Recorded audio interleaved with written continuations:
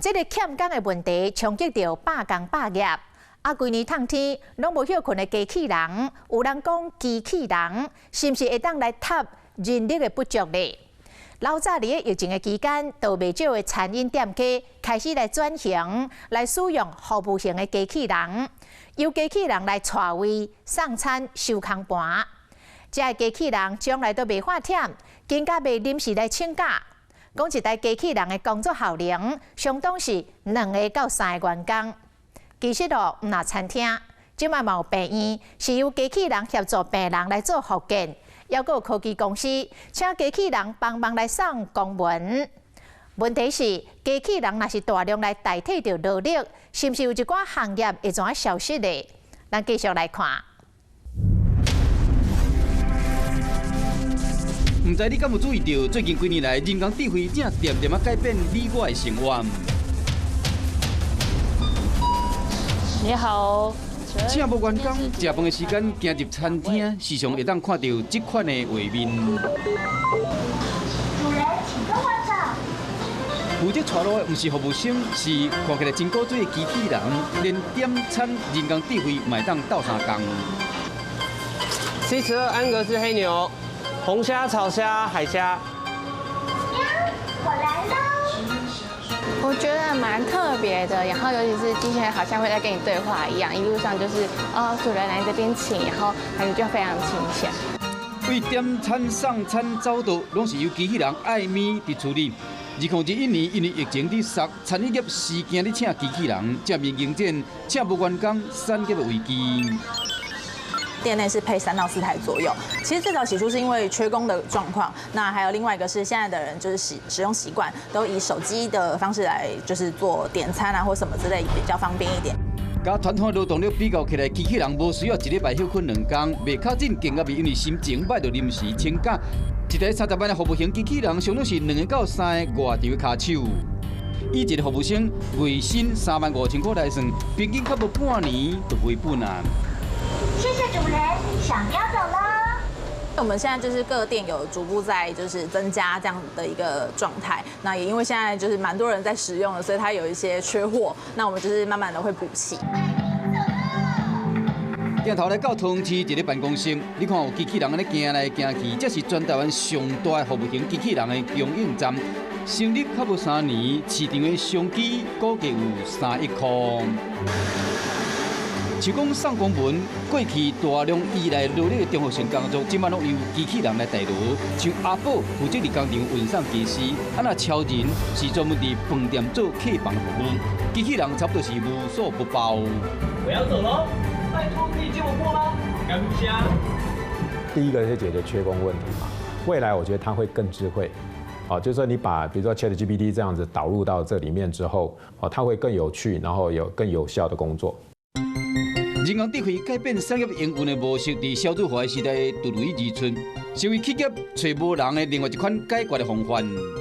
机器人不只能够解决人力短缺的问题，现在也能够应用在医疗上。北医附一就特别打造了一座机器人复健中心，让整个复健过程更省力、更有效率。好，帮我做一个弯，弯起来，弯，对手指头弯。好，这边放轻松了。它叫做莫扎特智能手部复健训练机器人。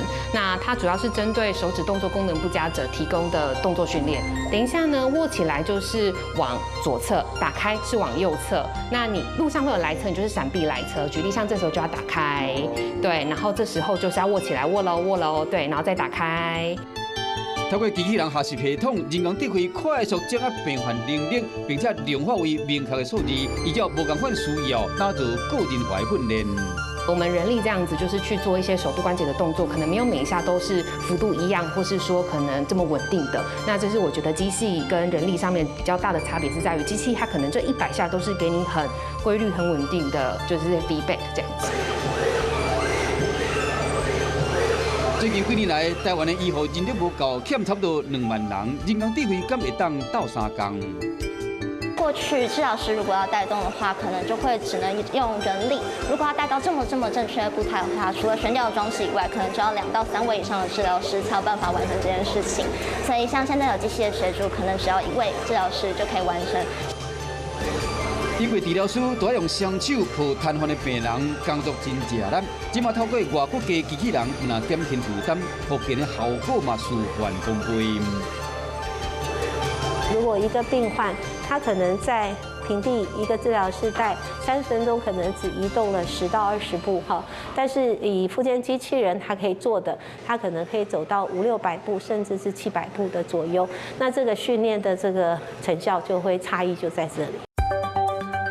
找不到人都真需要机器人，以目前全台湾一年新增加1000台来算，相当是补将近3000个人。虽然解决企业要紧的问题，不过换一句话来讲，有3000位劳工伊的职务因此被取代。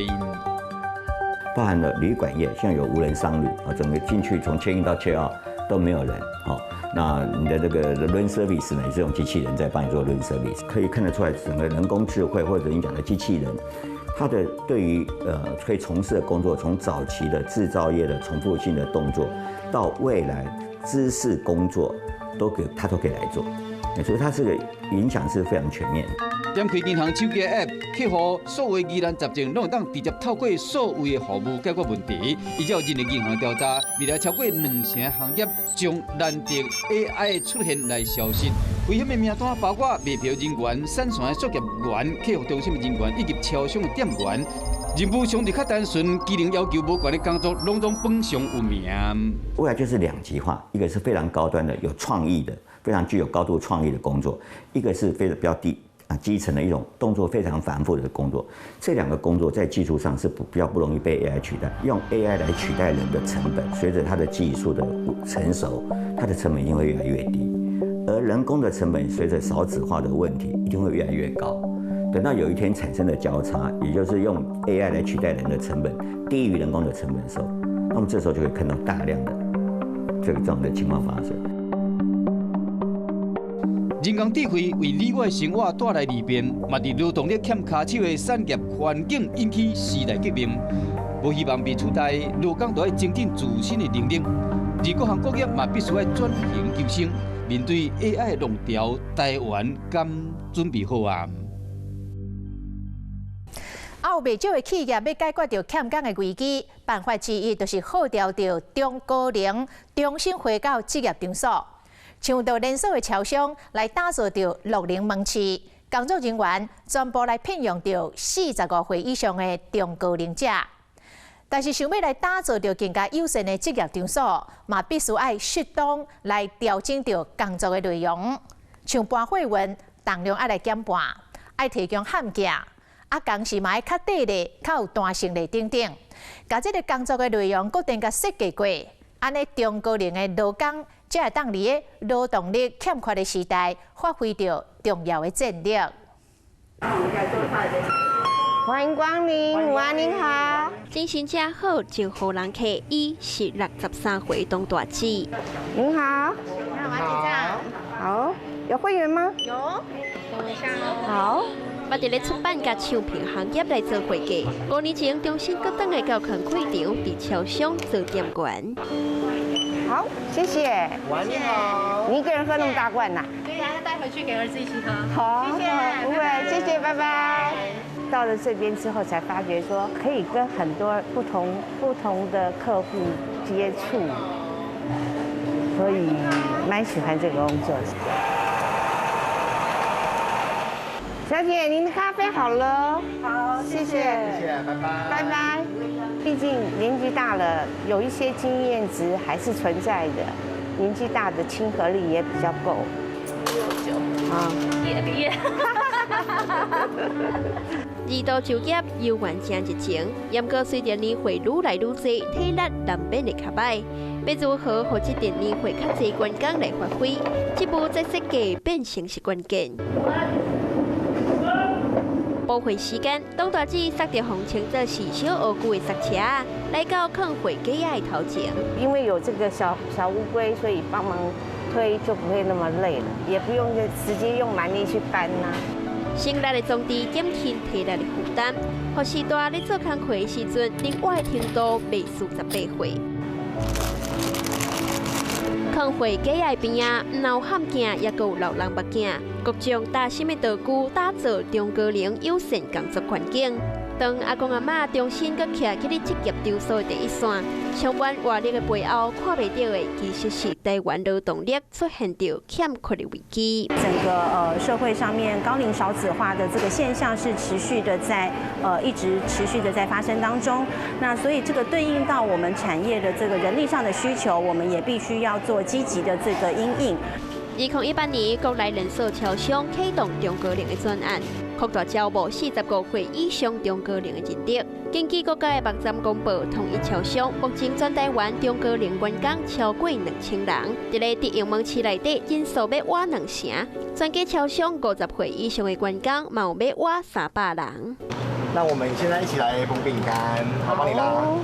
不过，不是所有的业者拢愿意放下对年岁的偏见。2022年人力银行调查，86%中高龄的员工伫咧工作环境捌伫年纪食过甜。67%企业对中高龄的求职者年岁有顾虑。虽然讲中高龄就业的增发就路要晚2档，伫咧法律禁止对年岁有偏见。不过，卡说讲，你若是头家，又该会安怎做呢？假如有中高龄的民众来应征，你会用他吗？会啊，会啊。如果看他都因为现在年轻人比较不喜欢做我们这种传统行业啊，比较辛苦啦，又比较热。要看工作的内容，对吧？如果是这种备货的话，那2度就业都会使用。如果是比较晚上那种比较繁杂、快速的，可能会比较适用于年轻人左右。这个比较接受中高龄劳工的，可能还是在一些比较不讲究学历条件，比如说这个餐饮业啦、量贩业啦，像你说科技业、金融业，其实会有一些潜规则，可能还是会对于一些这个比较中高龄劳工的部分，在这个聘用上面会显得是比较保守一些的。当着欠工仔的问题，中高龄的员工敢有法度变成是职业住所的生力军？国发会统计，2021年台湾55岁到59岁劳动参与率是58.9%，甲南韩的74.8%、日本的84.2%，也跟美国的72.2%来比，明显偏低。那台湾其实中高龄目前大概45岁到64岁，还没有退休前的，我们目前大概的人口有700万大军，现在只有450万在就业中，在服役啊，那代表还有250万的缺口。那也有人力银行去做的调查，差不多有30%的人愿意2度就业或回到职场，你这样一算就差不多70几万。那70几万是绝对足以去弥补我们现在特别是在服务餐旅业的人力缺口。镜头来到270公里以外，伫咧家己的纸工厂抓箱仔加工的器械等咧运作。不熟练根本不会做啊，很多像这种有的这种比较复杂的啊，这种要比较有熟练、比较有经验的才有办法。58岁刚进祥，年资超过30档，边仔像伊安尼45岁以上的中高龄员工超过40个，比例要挖一半。伫咧遮，年岁不是问题，专业的老员工颠倒是互公司当作是宝贝。那怎么调整？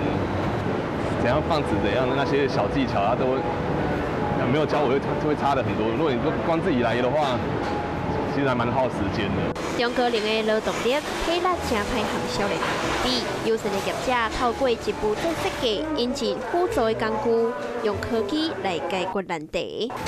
我们以前曾经在搬纸箱腰部受伤，那现在确实省了很多麻烦。我们现在用肌力手背在搬的话，确实省了很多麻烦。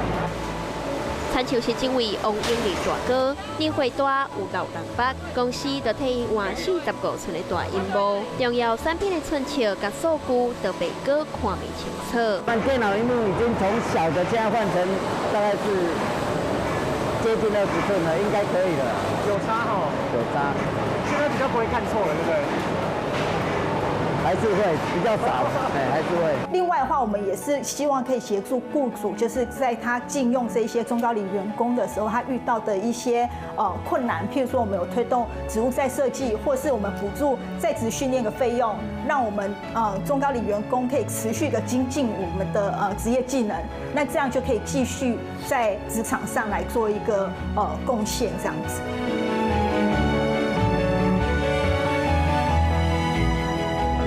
会大员工重新搁转去职业场所，保的确会当暂时来解决人力不足产业的困境。大家拢应该来思考是要安怎来消除偏见，打造更加友善的工作环境，让每一个劳工无分岁数，拢会当伫咧家己的工作尽一份心力。